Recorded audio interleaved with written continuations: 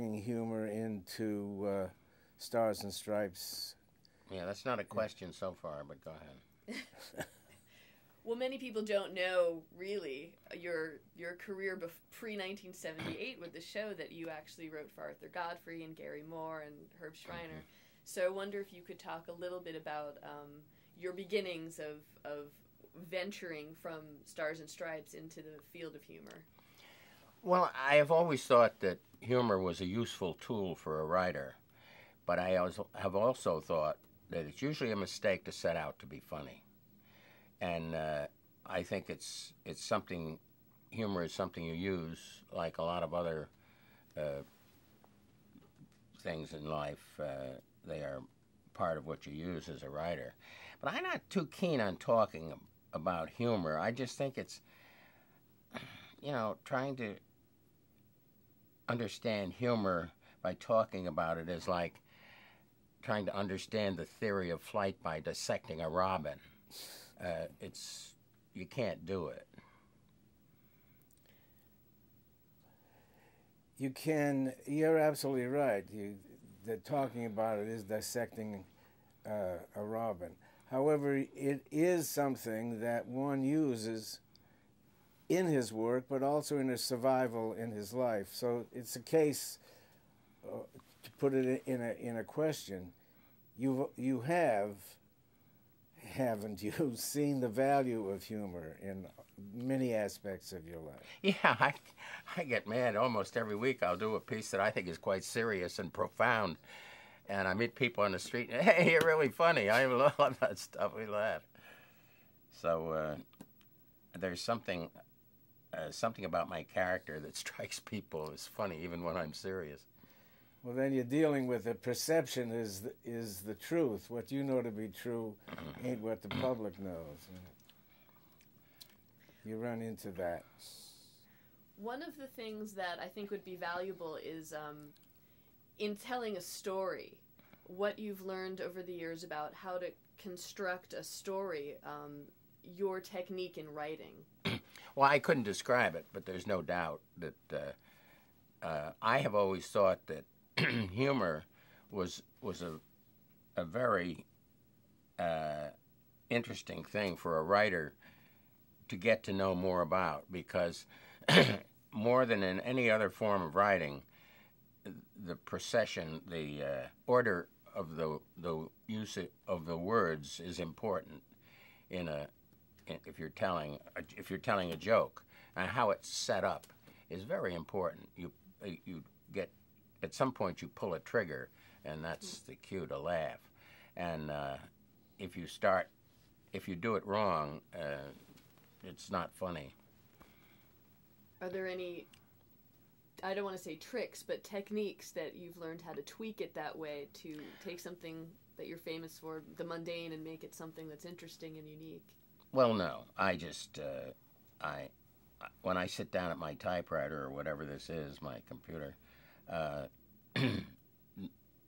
am very conscious, aware that in how I put things together when I'm writing, whether it's going to be funny or not. And very often rewrite. That's why a computer is a great tool. I was slow to get with it. But computer's a great tool for humor because it is so important, the order of the words and how you put them down. And it's so much easier to rewrite and change it and get it right. I did something yesterday, and we took it over to the producer. And there was a word at the end, and I realized it was wrong when we showed it to the producer. I should have done it another way, and I didn't. It was, I was talking about, what was a piece, Keith? What was that? The letters. Was that the Crumley letter? Yeah, the Crumley letter. I had a letter from this man, and he was complaining about a piece I had done. And this man who wrote the letter said he was a doctor, a physician of head surgery. He taught this in a college. And he wrote the letter and said, "Dear Mr. Safer." And he complained about the piece I had done, and he wrote the letter to Morley Safer. So I was doing a piece on letters, and so I said, well, Mr. Crumpton, if you're a doctor of head surgery, it ought to be easy for you to have yours examined. Well, I realized when I did it, it seemed repetitive to say head at the time, but I should have said, would have been funnier, if I had said, you're a head surgeon, it should be easy to have your head examined. I just said, have yours examined. And when we showed it to him, I just thought it would have been just a little sharper if I had repeated the word head. But that's the sort of thing that comes up all the time in humor. Yeah, someone was giving a little lesson about language and choice, saying that jogged is funnier than ran, for example. And oh, there are a million examples of that. Absolutely, you're very aware of what words are funny and what words aren't. The written language is often so stiff. People use words that they wouldn't think of using if they were in conversation, and that's why when you're writing, you can't write the way you speak, and you can't speak the way you write. But it is much better when you're writing to err on the side of writing the way you talk, and vice versa, because it's just a good deal more casual, our conversation. As I say, you can't write that way completely because it's repetitive. You have to start all over again all the time. So you can't do it the way you actually talk all the time. But still, there is a style of speaking that is much more effective when you're putting words on paper.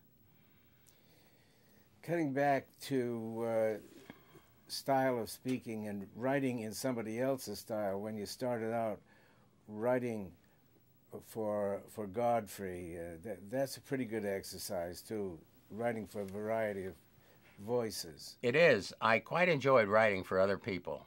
And one of the things I learned, there were some people I wrote for who were very good. They could write stuff for themselves. And it was always easier for me to write for people who could have done it without me than it was to write for people who didn't write well at all themselves. I don't know why that's true. There was Godfrey. Who were some of the others? Steve Allen, Godfrey, Gary Moore. I wrote a lot for Gary Moore. I did pardon me. I wrote a radio show, 10 minutes a day, 5 days a week, for 5 years for Gary Moore. That's a lot of writing. Yeah, it is a lot. And it was fun to do because I could... that was another thing I learned. I did it with Gary Moore and Durward Kirby, his announcer. So it was dialogue, not monologue. And it gave me the opportunity to take both sides of an issue all the time, and I could respond with the other person. It was a lot easier to do than monologue would have been. Steve Allen, well, we have some commonality experience. I wrote the Steve Allen show, the Tonight Show, and it supports the fact that if you're writing for somebody who has that ability, it makes it a lot easier. Yeah. I'm curious when you first realized that you were funny. Well, it's a good question. I think I first realized that there was something to be done with it when I was in high school. I won a little cup one year for something I had written for the high school magazine. And then I spoke at a couple of dinners, and I realized then that I could make people laugh sometimes.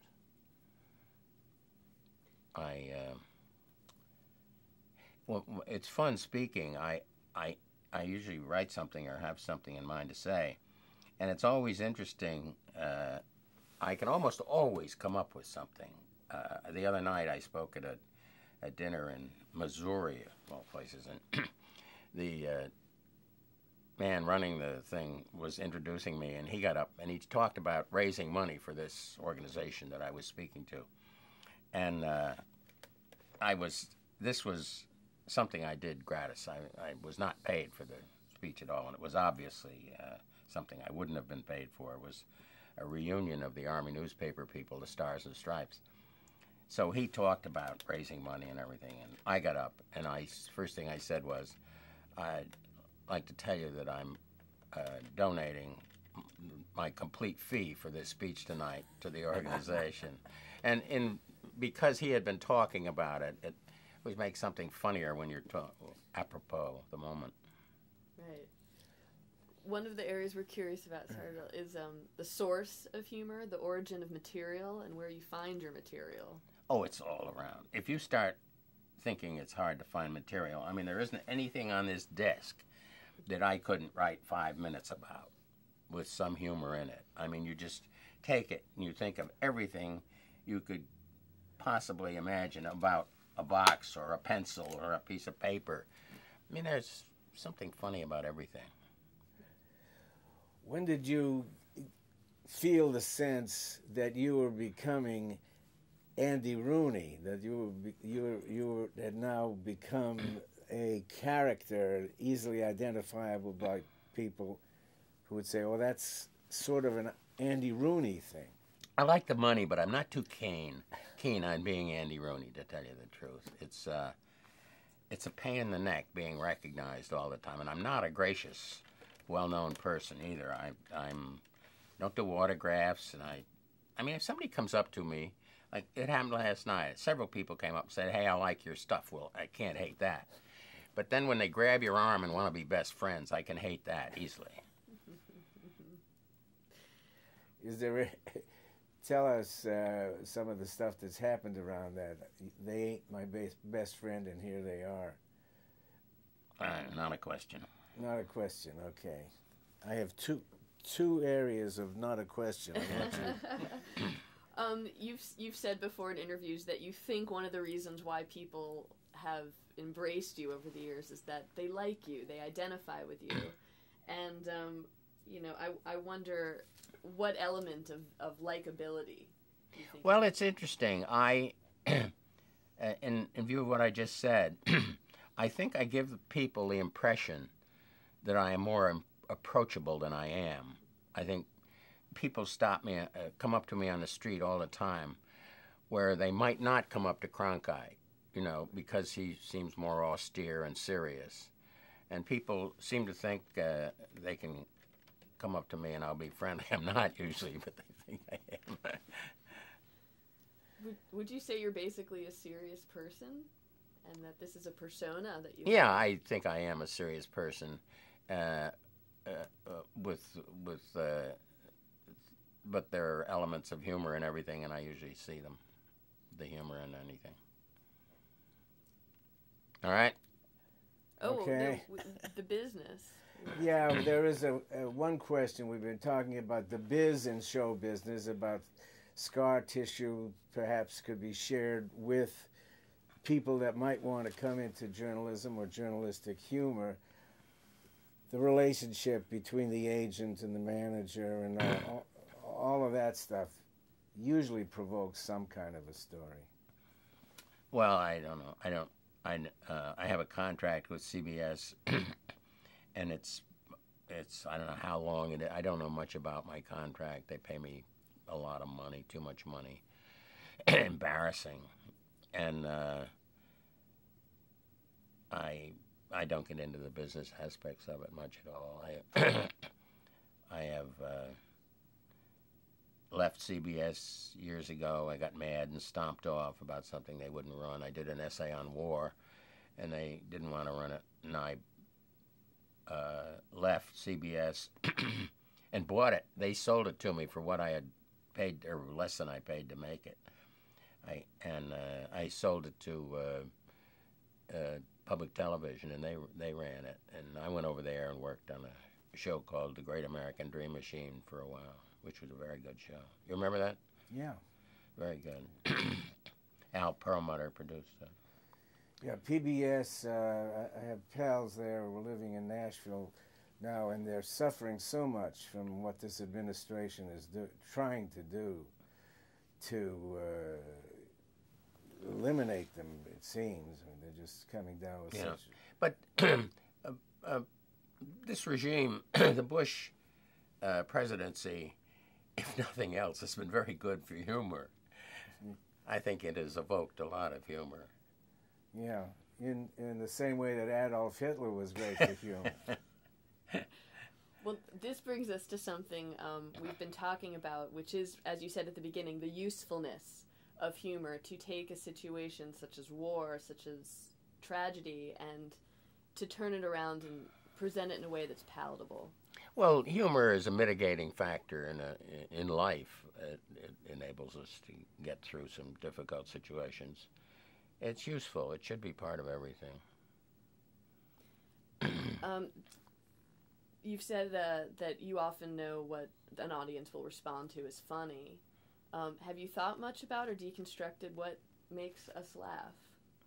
No, I don't. I have never deliberately considered it in any intellectual sense. No, I haven't. I just recognize what's funny and what isn't. No, I don't think. I said when to start. I don't think humor stands up well to academic inspection. If you were given a say, you give us the words with the hyphens describing Andy Rooney's career, what would that be? No, I don't. Not a question. No, I don't understand the question. Okay. Well, humor would is you be a commentator. social commentator, writer, humorist? What would be the first? I'm a writer. A writer is all you need. Yeah, because the writer uses almost everything. Very few writers don't use some humor. What's the most important skill for a writer to have? Oh, self-awareness, if I had to pick one. It is very important to inspect your own perceptions of everything and step back and see what you're thinking and why you're thinking that. We've been wrapping all of our interviews up with a question that might seem silly, but it leads to the question. But it's a real question with a what at the beginning and a question mark at the end, or in this case, a was. You split it up badly though, because you said you put the up at the end instead of after the C. Except when the C you spy, put the E before the I. Was it worth it? Was the Andy Rooney career, in all its aspects, worth it? Oh yes, I'm perfectly proud of what I do on 60 Minutes. I am somewhat annoyed by the fact that the best work I ever did has been forgotten, and that was the hour documentaries I did in the 60s and 70s. It was more serious work and more profound in the sense that it was reporting. I like reporting a lot, and I did 8 or 10 one-hour documentaries that I think are the best things I ever did, and I regret that no one else seems to think so. They're gone. That's all. It's why television is somewhat disappointing for a writer. It's ephemeral. It goes up in smoke just as soon as it's broadcast. If you're lucky, you can keep it around for a while, but it's not like a book on a shelf. Television show does not have the same life expectancy as a book. Well, I have a curious question. Why don't you think people read anymore? Well, that's a statement, more a statement. What you're saying is people don't read as much anymore. Why? Well, I don't know if you're correct with the statement. I mean, they're selling more books than ever. They may not read as much, but certainly they're buying more books than they ever did. You don't think that's true? Well, that could be true. Why do you say people aren't reading as much as they were? I don't know well, if just that's the true. other forms of communication that we have now. That the Why do you the think they aren't physical- reading as much as they did? Why do you think that's a fact? On what evidence do you have that people are not reading? Oh, just coming out of library school, I know that the statistics of who's going into libraries have diminished, for example. But maybe Well, you're right. but maybe there you're are right, other maybe I'm sources. incorrect. Yeah. There are many other sources for books. I don't think it's true that people are reading less than they ever were, but I don't know. Wouldn't know how to find that figure. Just lastly, with the benefit of hindsight, would you have any advice to give to a writer, specifically perhaps a humorist, but just generally a writer entering the business? No. No. Is that a definite no? Well, I wouldn't have any advice to give anybody about anything. If I had good advice, I'd keep it to myself. The word curmudgeon, is that good, bad, or evil? It is. I mean, it has been purloined. It doesn't belong to me. It belongs in Baltimore, and I don't mind. It doesn't. People are amused to call me curmudgeonly. I don't care. It doesn't seem particularly fitting. I suspect one of my big faults is that I am too often negative about things. And there are advantages to using it, but probably too often I have a negative approach to a subject. Critical. So we'll scrub huggable curmudgeon.